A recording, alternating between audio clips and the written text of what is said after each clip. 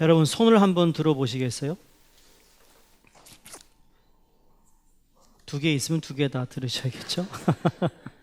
네, 손을 한번 들어보시고 이 손으로 이번 주 여러분이 했던 어떤 음식이나 아니 여러분이 일터에서 어떤 역할을 했는지 한번 보시겠어요? 이 손으로 무슨 일을 해왔는지 일주일 동안. 여러분 이 손 없이 일주일을 하루 1시간도 아마 우리는 살지 못할 겁니다. 이 손이 참 중요하죠. 이 손으로 수많은 일들을 여러분이 아마 하셨을 거예요. 뭐 매일매일 일정하게 하루 반복적인 일과를 바로 이 손으로 우리가 했습니다. 때로는 우리가 예상치 않은 집안일들을 할 때도 우리 손으로 그 일들을 해결하기도 하고, 또 갑자기 수도꼭지에 물이 새서 수도꼭지를 수리한다든지, 아니면 집안의 어떤 부분들을 이렇게 리페어하고 우리가 수리한다든지, 이런 부분을 통해서 우리가 이 손이 참 그 역할이 대단하죠. 그래서 우리의 삶에 이 손이 없다, 이 손이 없이 우리가 하루를 살아간다, 얼마나 불편할까.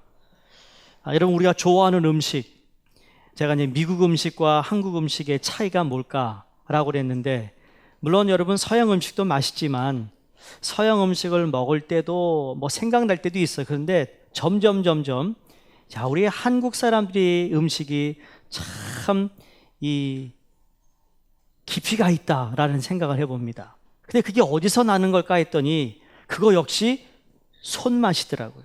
손맛. 여러분 미국 사람이 쿠킹 채널을 보시면 이 사람들은 양념을 할 때요 꼭 그 메저링 스푼이 있습니다. 그렇죠? 메저링 스푼이 있어서 1 티스푼, 1.5 티스푼 넣고 그렇게 양념을 하는데, 이 음식을 잘하는 분들은요 절대 그렇지 않습니다. 그냥 손에 확 넣어가지고 확 뿌리면 그게 맛이 난다는 거예요. 짜지도 않고 덜 싱겁지도 않고, 이상하게 그 손맛은 아무도 못 쫓아가는 겁니다. 그러고 보면 이 손의 역할이 참 대단하잖아요. 또 이 손에 어떤 예술적인 작품을 만들어내기도 하죠. 지난 6월에 저희가 교단의 2세 영어권 사역자들, 목사님, 전사님 모시고 한국에 나갔을 때도 어느 장로님의 소개로 이천에 있는 이 도자기를 굽는 곳을 방문한 적이 있습니다. 거기 갔는데 한월 이호영이라는 선생님의 갤러리를 갔어요.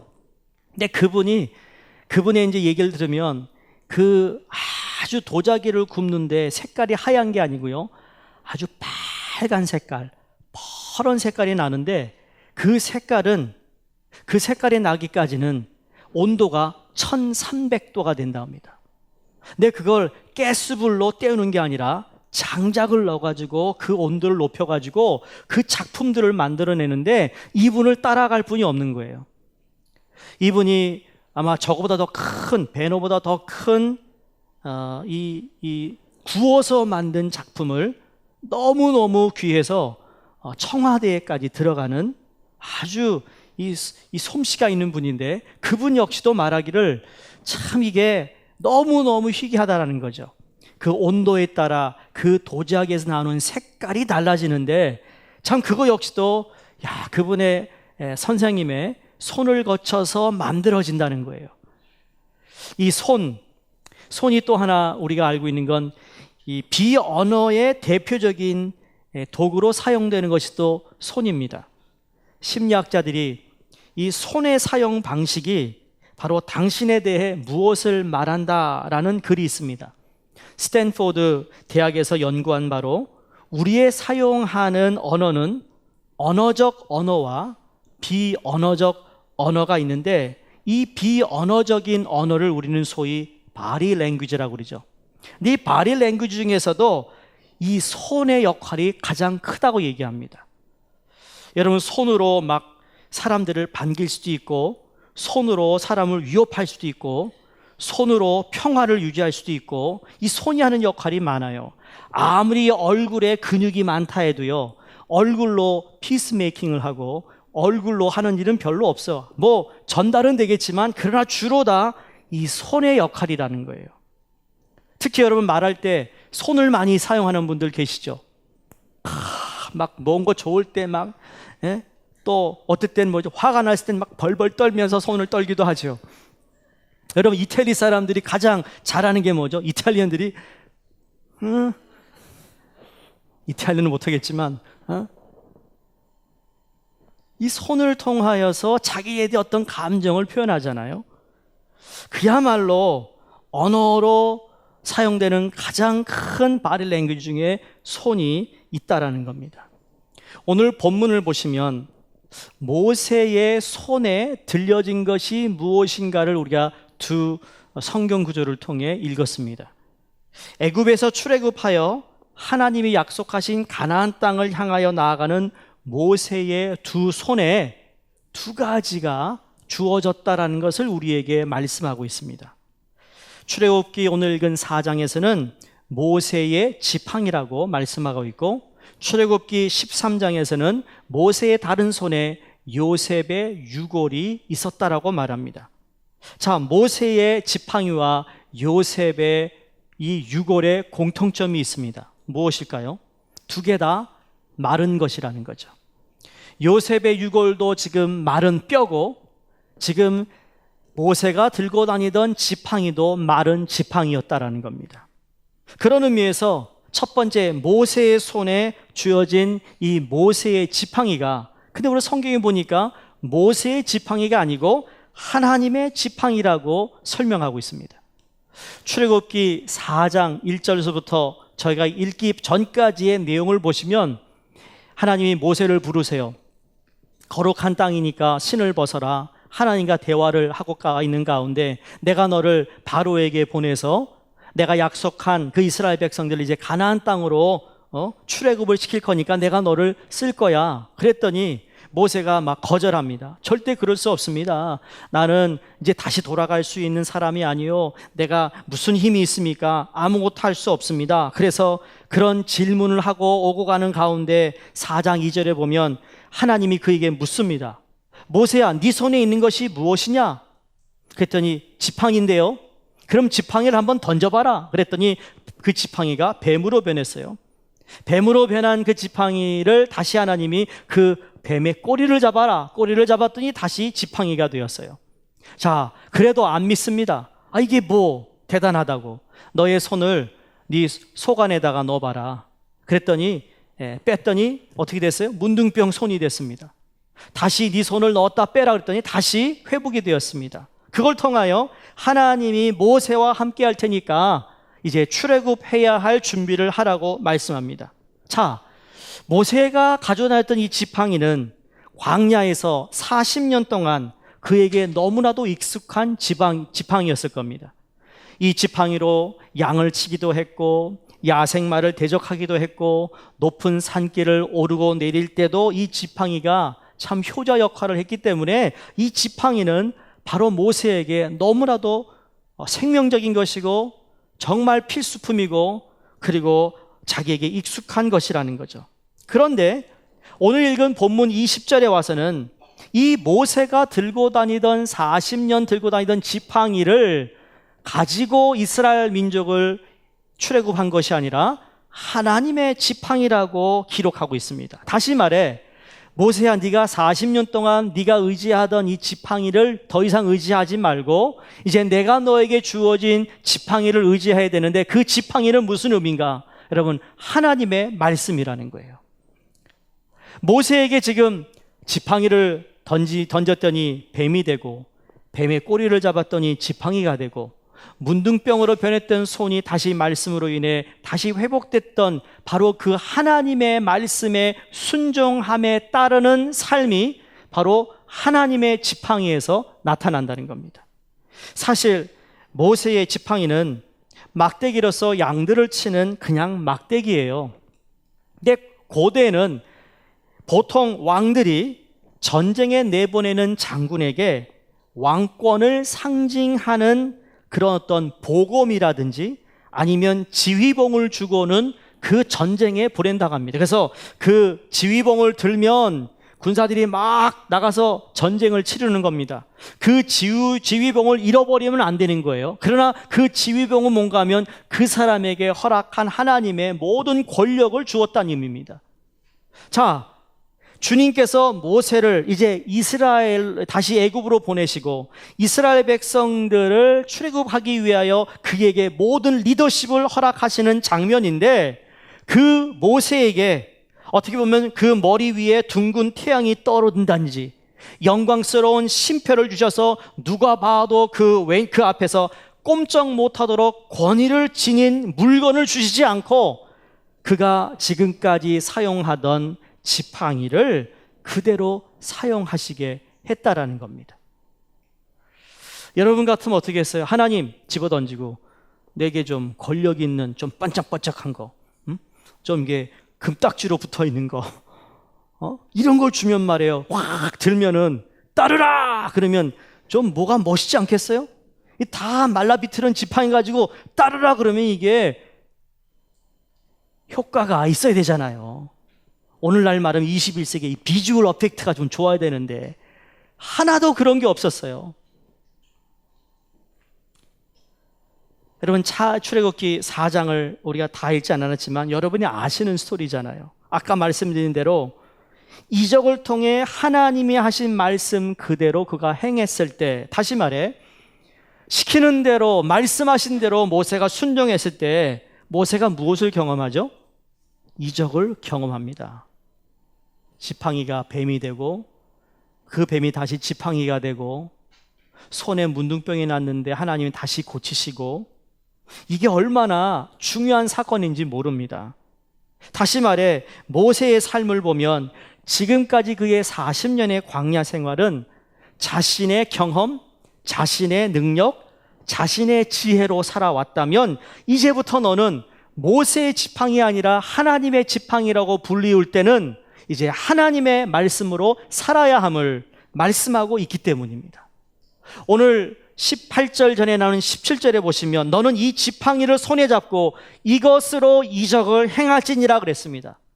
이 말씀을 아마 저와 여러분이 이대로 고백하진 않았죠. 우리 나름대로 우리도 이렇게 비슷한 고백을 아마 하지 않았을까 생각합니다. 다시 말해 여러분이 힘들어하고 어려워하는 우리 자녀들이나 아니면 교회 형제나 자매들에게 이제는 앞으로는 이제 하나님의 말씀을 꼭 붙잡고 가세요. 그러면 승리할 겁니다. 이런 말씀 우리 종종 하잖아요.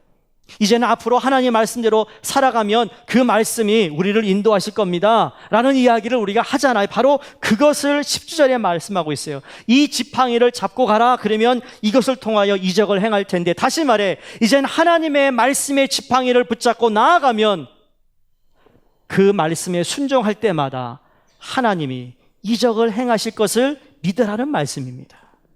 사랑하는 성도님들, 하나님의 지팡이라고 할 때 이것은 더 이상 자신의 경험이나 자신의 능력이 아닌 하나님의 인도 또는 하나님의 능력을 의미하고 있습니다. 40년 동안 모세가 광야 생활을 했잖아요. 근데 40년 동안 이스라엘을 광야로 인도합니다. 그러면 다른 건 몰라도 똑같은 40년이라는 세월이 있었기 때문에 40년 동안 모세가 광야에서 얼마나 많은 경험을 했을까? 얼마나 많은 지식을 갖고, 그리고 밤에는 낮에는 어떻게 우리가 해야 추위에 떨지 않고 뜨거운 햇볕에 우리가 몸이 상하지 않는 걸 다 암에도 불구하고 하나님이 이제 그것을 내려놓고 하나님이 허락하신 하나님의 지팡이를 들고 나가라고 말씀하고 있습니다. 여러분, 우리 역시 우리가 살아가면서 여러분의 삶의 터전에 여러분 지혜가 필요하고 능력이 필요하고 경험이 필요한 거 있습니다. 여러분, 이 모든 것도 다 중요하지만 그보다 더 중요한 것은 하나님의 말씀을 내가 믿고 순종함으로 말미암아 앞으로 우리의 생애를 살아갈 때 내가 경험하지 못한 것도 하나님은 그걸 통하여 하나님의 뜻을 이루어 가실 것이고, 내가 풀지 못하는 일이 있다 할지라도 하나님의 말씀으로 그 일을 행하시는 것을 볼 때 우리는 더더욱 하나님의 말씀에 관하여 믿게 될 것이고, 더 내 삶은 하나님께 신뢰하는 삶이 되지 않겠느냐는 것입니다. 그러므로 이 마른 지팡이에 불과하더라도 하나님이 쓰시는 도구가 되었다라는 겁니다. 여러분 손에 여러분이 지금까지 살아온 삶의 경험들, 지혜들이 있습니다. 그거 다 무시하라는 얘기가 아니죠. 그러나 하나님은 그 도구를 그대로 받으셔서 그 위에 하나님의 말씀으로 성화되는 우리 삶을 통해 하나님의 더 크신 뜻을 이루시기를 원한다는 것입니다. 단지 우리가 먹고 살기 위한 지혜와 지식과 경험이 아니라 그거보다 더 고차원적인, 더 큰 목적, 더 영광스러운 하나님의 영원한 나라에 쓰임받는 우리의 삶이 될 수 있음을 이야기하고 있습니다. 그래서 이 모세의 지팡이가 하나님의 지팡이가 됨을 통하여 그건 더 이상 모세의 지팡이가 아닙니다. 그 지팡이로 홍해를 가릅니다. 그 지팡이로 물이 터져나오게 합니다. 이게 바로 그 모세의 지팡이가 하나님의 지팡이가 되었을 때 역사하셨던 하나님의 역사인 것이죠. 그러므로 여러분, 우리 손에 여러분 나름대로 내가 들고 다니고 내가 믿고 신뢰하는 지팡이가 있다면 이것이 하나님의 지팡이가 될 수 있기를 주의 이름으로 축원드립니다. 두 번째 모세의 손에 들렸던 것은 요셉의 유골입니다. 출애굽을 하는데 이제 이사 나가는 거예요. 이제는 더 이상 애굽에서는 살지 않기 때문에 이제 이민을 가야 하는 것이죠. 그러니 가져가야 할 물건이 얼마나 많겠어요. 여러분 이사 가실 때마다 늘 누가 그러죠? 과감하게 버리라고. 버릴 것 좀 버리라고. 제가 어렸을 때 미국에서 살 때 외할머님이 저희 집에 같이 사셨는데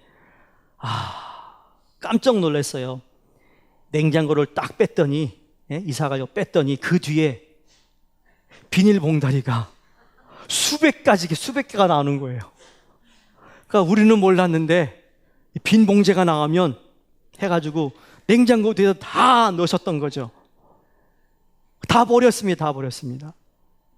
여러분 이민 갈 때, 이사 갈 때 만약에 여러분이 이사 간다면 제일 먼저 챙기실 물건이 무엇입니까?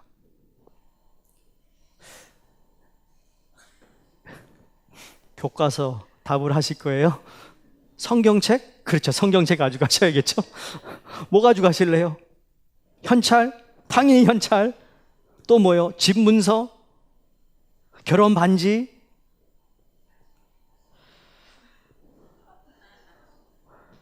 혹시 그런 분 계세요? 집에 혹시 무슨 일이 생기면 그 가방 하나만 들고 나오면 되기 때문에 거기다 다 모든 걸 넣어놓은 분 계십니까? 없으세요? 비밀을 알려주고 싶지 않은 거죠?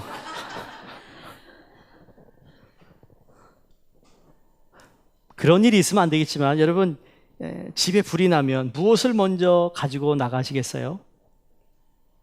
위급한 상황에서 제일 먼저 가지고 나간다. 내가 제일 먼저 챙기는 물건이 있다 그러면 그 물건은 그만큼 가치가 있고 소중한 것이기 때문일 겁니다. 자, 지금 민족 역사에 엄청난 일이 벌어지고 있는 순간입니다. 출애굽을 하는 순간이에요. 그런데 모세가 요셉의 유골을 챙겨서 나간다라는 거 너무 이상하지 않습니까? 그런데 이게 너무나도 중요한 대목입니다. 요셉의 유골은 정체성을 의미합니다. 아이덴티티를 이야기합니다. 자, 출애굽기 13장 기록 이전인 300년 전에 요셉 나이 114세에 죽음을 맞이하는데 요셉이 죽을 때 마지막 유언을 남깁니다. 그 유언은 자신의 유골을 선조 아브라함과 이삭과 야곱이 잠들어 있는 가나안에 안장해 달라는 부탁입니다. 창세기 50장에 그 기록이 되어 있는데 무슨 얘기인가 하면 지금까지 우리가 가뭄을 피해 애굽 땅으로 우리가 피신해서 살고 있다. 요셉이 그 얘기를 하는 겁니다. 원래는 우리가 가나안 땅에 살아야 되는데 그때 너무 가뭄이 심해서 애굽 땅으로 피신해 살아왔다. 근데 언젠가는 하나님께서 당신이 약속하신 그 땅으로 우리를 이끌어낼 것인데 그때 반드시 내 유골을 가지고 가고 바로 그 가나안 땅에 묻어달라고 부탁을 합니다. 무려 300년 이상이 지났습니다. 요셉이 당부한 대로 그의 유고를 가지고 이제 떠나는데, 모세가 그것을 기억하고 요셉의 유고를 가지고 이스라엘 백성이 애굽을 떠나고 있습니다. 광야 40년, 유랑의 세월을 거쳐 가나안 땅을 완전히 정복합니다. 여호수아서에 나오죠. 여호수아 마지막 부분 24장에 이제 그 땅을 정복하고 난 후에 그제서야 요셉의 유고를 가나안 땅 세겜에 안장합니다. 그래서 그가 부탁한 일이 이루어지죠. 히브리서 11장 22절에 보면 믿음의 장에 요셉의 믿음을 이렇게 우리에게 말씀합니다. 믿음으로 요셉은 임종시에 이스라엘 자손들이 떠날 것을 말하고 또 자기의 뼈를 위하여 명하였으며, 히브리서 저자는 요셉이 30세에 출세하여 성공하잖아요. 그래서 애굽의 총리로 80년을 총리로 애굽에서 살아갑니다. 믿음의 장에서 요셉이 성공하고 애굽의 제2인자가 되었다라는 언급은 전혀 하지 않고, 단지 그가 임종할 때 이스라엘 자손들이 떠날 것에 대하여 말한 이 예언적인 하나님의 언약에 대해만 모습을 강조하고 있습니다. 그래요, 지금 요셉의 유골은 무엇을 얘기하는가 하면, 인간이 아무리 장수하고 아무리 부귀영화를 누려도 나와 나의 가족, 나의 민족과 이 시대를 향하신 하나님의 언약에서 벗어나는 삶은 하나님께서 원치 않을 뿐만 아니라 나도 원치 않는다라는 것을 고백하고 있습니다. 자, 이 시대를 향한 하나님의 언약에서 벗어나 살아간다면 성경은 그런 이들의 생에 대하여 별로 가치를 두지 않을 뿐더러 좋은 평가를 하지 않는다라는 것을 알고 있습니다. 그런 의미에서 여러분, 정체성이 너무나도 중요합니다. 애굽에서의 호화스럽고 성공한 것을 강조하는 것이 아니라, 그건 잠시 있다 갈 땅이고 내가 영원한 하나님의 품에 가는 것을 더 중요시 여겼다라는 거예요. 내 정체성은 무엇일까요? 우리 이민자들, 자녀들 가운데 제가 한참 중고등부 사역을 할 때 90년도 초에는요, 이 아이덴티티 크라이시스가 가장 심했습니다. 나는 누군가, 정체성에 대하여 참 고민을 한 청소년들이 많았어요.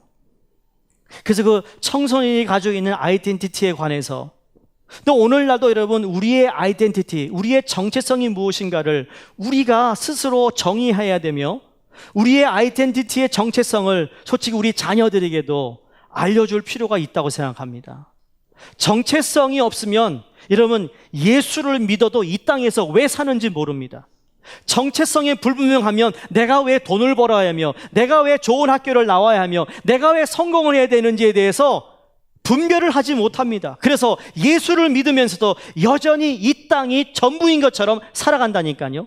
공부를 해도 자기를 위해 공부합니다. 돈을 벌어도 자기를 위해 돈을 법니다.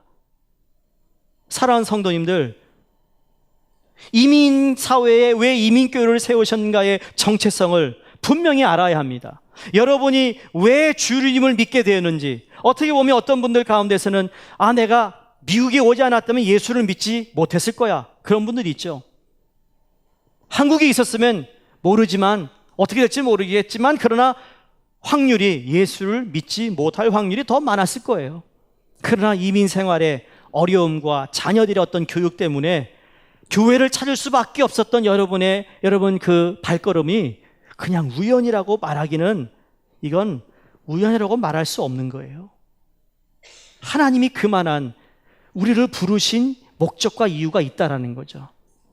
바로 요셉의 유골은 정체성을 이야기하는데, 정체성에는 꼭 두 가지 요소가 포함됩니다. 첫 번째로는 스토리입니다. 요셉의 유골에서 이야기가 있어요. 요셉에게 애굽은 어떤 땅이었습니까? 애굽은요, 기회의 땅이었고 축복의 땅이었어요. 왜? 요셉이 형들로부터 시기를 받고 미움을 당하여서 애굽의 노예로 팔리잖아요. 애굽 왕 바로의 꿈을 다시 해몽하며 극적인 계기로 인하여 애굽의 제2인자인 이 총리 대신의 자리에 올라갑니다. 그러니까 보세요. 고향에서는 시기와 미움의 대상이었는데 이국 땅 애굽에 와서는 자기가 총리 대신의 자리에 올라앉았을 뿐만 아니라 모든 권력과 부귀영화를 누릴 수 있는 자리에 올라왔습니다. 따라서 요셉에게 애굽은 기회의 땅이 맞습니다. 부귀영화를 가져다 준 축복의 땅이 맞습니다. 그럼에도 불구하고 요셉은 나는 여기에 묻히기를 거절한다. 내 유고를 여기에 묻지 말라 말합니다. 그러고는 하나님이 약속하신 그 땅으로 나를 묻어달라고 소망합니다. 무엇을 의미할까요? 요셉은 유한하고 불완전한 땅의 부귀영화보다는 하늘나라에 거하는 영원한 삶을 원했다라는 겁니다. 다시 말해 육의 삶을 넘어 영혼이 거하는 영원한 세상을 바라보고 그 나라의 삶을 소망했다라는 것이죠. 세상에서 제일 가는 권세와 영화를 애굽에서 누렸건만 요셉에게 애굽은 영원한 본향이 될 수 없다라는 이야기입니다. 그게 요셉의 유골에서 이야기하는 스토리입니다. 요셉의 영혼이 거할 안식처는 저의 인생을 인도하신 하나님께서 약속한 땅이었다라는 거죠. 그걸 통하여 이스라엘 백성들에게 너의 정체성이 무엇인지 아니? 애굽에서 300년 이상 살면서 우리가 거기에 잘 정착하고 제대로 살아가고 우리의 땅이 있고 농사할 땅이 있다 할지라도 그러나 그것이 우리의 종착점이 되어서는 안 되는 것이다. 우리는 하나님이 약속하신 저 땅으로 가야 하는 것이 우리의 정체성이라는 거예요. 안 그렇습니까? 우리는 좋은 미국 땅에 살고 있어요. 풍요로운 땅에 살고 있습니다. 그럼에도 불구하고 우리는 여기에다가 모든 것을 헤링하고 살아가는 존재가 아니라 영원한 하나님의 나라에 소망을 갖고 살아가야 하는 사람들이라는 겁니다. 여러분, 이 이야기를 여러분 자녀들에게도 해줘야 합니다.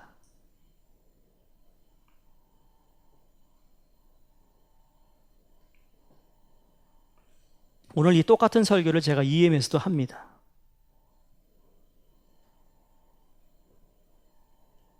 정신 차려야 되거든요. 그냥 이 땅에서 잘 먹고 잘 사는 거면 안 믿는 사람도 해요. 교회 안 다니는 사람도 더 잘 먹고 잘 살아요. 근데 우리가 왜 이렇게 힘들게 신앙생활하며 우리의 신앙을 지켜야 된다는 이야기. 여러분, 1세대에서 다시 말씀이 1세대에서 신앙이 끊길 수 있는 위태로움이 이민교회에 있어요.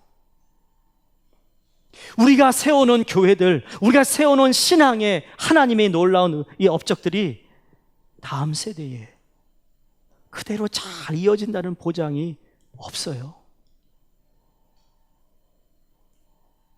모르겠습니다. 제가 중간에서 1.5세로 1세, 2세를 왔다 갔다 하니까 저는 그게 너무 애터로운 겁니다. 이거 깜빡 우리가 시간을 놓치거나 기회를 놓치면 지금까지 쌓아놓은 주님께 드렸던 이 교회의 사역들이요, 순식간에 다 물에 흘러내려갈 수 있기 때문이에요. 그래서 여러분, 스토리를 얘기해 줘야 됩니다. 무슨 스토리인 줄 아세요? 여러분이 이민 어떻게 왔는지, 어떤 아픔이 있었으며 어떤 고난이 있었으며 그때마다 나는 몰랐는데 하나님이 함께 하시고 개입하셨던 이야기를 자꾸 해주셔야 되는 거예요.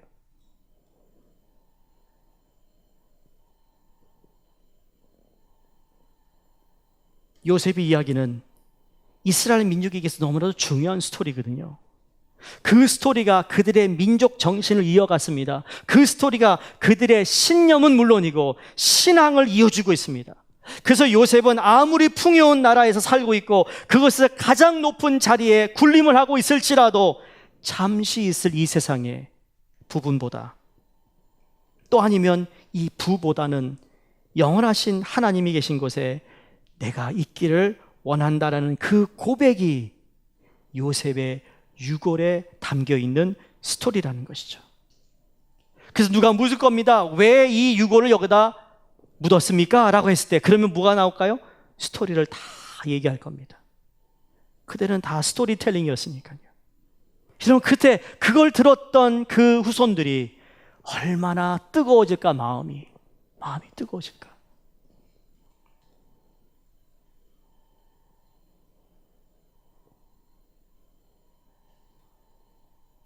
아마 여러분에게도 여러분 나름대로 경험한 스토리가 분명히 있지 않겠어요? 이민자로서 우리 스토리가 있습니다. 우리 자녀들에게 이민의 역사를 통해 하나님이 하신 귀한 일들, 우리를 구원해 주시고 우리를 인도해 주시고 우리와 함께 하셔서 지금도 동행하시는 하나님께서 그들과 함께 계실 수 있음을 믿는다라는 스토리를 전할 수 있기를 주의 이름으로 축원드립니다. 정체성에는 스토리만 있는 것이 아니라 두 번째로 공동체가 포함됩니다. 정체성에는 공동체가 없이는 절대로 정체성을 알 수가 없습니다. 신앙생활은 쉽게 말해 혼자 할 수 없습니다. 내가 싫으나 좋으나 신앙의 공동체는 필수입니다. 성경에서 아브라함을 하나님이 부르시죠. 그 이야기를 안 할 수가 없는 겁니다. 요셉의 유고를 얘기한다면 하나님이 아브라함을 부르시잖아요. 근데 아브라함의 부르심은 축복의 부르심인데 그 축복의 부르심이 아브라함 개인을 축복하시고 가정을 축복하시고 가문을 축복하시고 그 민족을 축복하시고 그 다음에 열방을 축복하시는 거예요. 그게 아브라함의 스토리거든요. 그 스토리가 요셉까지 이어지고 출애굽한 이스라엘 백성이 가나안 땅에 들어가서도 그 스토리는 계속 이어지는데, 여러분, 그 스토리, 아브라함의 스토리는 절대로 개인 스토리가 아니라 공동체의 스토리예요. 이스라엘 백성의 이야기라는 거예요. 우리 한국 말 중에 여러분, 우리라는 단어가 참 좋은 단어라고 말씀드린 적이 있죠. 영어로는 It's my church, It's my mom, It's my dad, It's my toy, It's mine. 그렇죠? 목소리 아주, 그렇죠? 애들이 말해요. 자기 걸 너무 강조하잖아요. 근데 우리 말은요, 우리 아빠, 우리 엄마, 부드러워요. 우리 교회, 우리라는 걸 씁니다. 그래서 우리 한국인들이 예수를 잘 믿나 봐요. 우리라는 공동체를 이미 알고 있기 때문에. 아멘 좀 하세요. 네? 우리라는 걸 알고 있어요. 우리. 이상해요. 우리라는 단어를 참 많이 씁니다. 여러분, 이걸 생각한다면 절대로 공동체 생활을 벗어날 수 없는 겁니다. 하나님이 천지 창조하시고 처음 우리에게 허락하신 가정의 공동체를 보더라도 그렇습니다. 하나님께서 아브라함을 택하셔서 그 개인을 통해 민족을 이루는 공동체, 그 공동체 안에서 이루어지는 일들을 보면서 때로는 그 공동체에서 우리가 상처도 받지만 그러나 또 회복도 공동체에서 이루어지는 거예요. 하나님의 구원이 개인에게 임하지만 그러나 그 구원의 역사를 하나님께서 예수 그리스도의 피값으로 사신 공동체를 통하여 그 역사를 지금도 2000년 동안 이어가고 있습니다. 앞으로도 그렇게 하실 것이고, 우리 가정의 작은 공동체, 그 공동체 안에 아버지가 있고 어머니가 있고 자녀가 있고 그 한 사람 한 사람의 소중함을 우리가 배우지 않습니까? 그 가정의 가문의 이야기가 전해지며 또 그걸 통하여 미래를 지향하는 삶을 살아갈 수 있는 것이 바로 이 공동체의 역할인데, 이 모든 것이 하나님께서 창조하신 질서라는 겁니다. 그러므로 여러분, 우리 신앙생활에 관하여 나 혼자만 잘 믿는 것이 아닙니다. 크고 작고 어떤 상관없이 우리 모두는 우리가 허락하신 이 공동체를 감사할 수 있기를 바랍니다.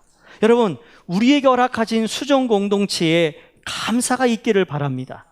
여러분, 우리가 감사하자는 이야기가 너무너무 완벽해서가 아니라 거기에 부족한 모습도 있고 우리가 더 열심히 해야 할 모습도 있고, 그러나 그 공동체 안에서 우리를 향하신 하나님의 섭리와 뜻을 이루어갈 수 있는 그 공동체가 있다라는 자체가 중요한 겁니다. 목회자가 목회할 수 있는 공동체가 있는 거 참 감사한 일이거든요. 여러분도 언제든지 교회로 나와 예배드리고 함께 섬길 수 있는 장이 있다는 것이 참 감사한 일입니다. 한국에 나갔는데요, 수요일날 주일날 됐는데 내가 어느 교회 가서 예배를 드려야 할까? 이거 되게 힘들더라고요. 아유, 잘 됐다, 이번 기회에 내가 예배 안 드리고 쉬자.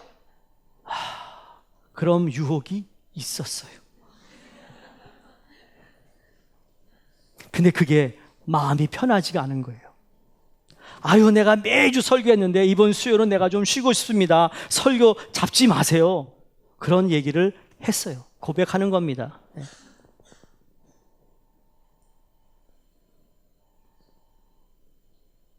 어디 가서 예배를 드려야 할까? 오늘도 등록하신 귀한 가정, 그쵸? 어디 가서 예배를 드려야 할까? 근데 오늘 잘 찾아오신 겁니다.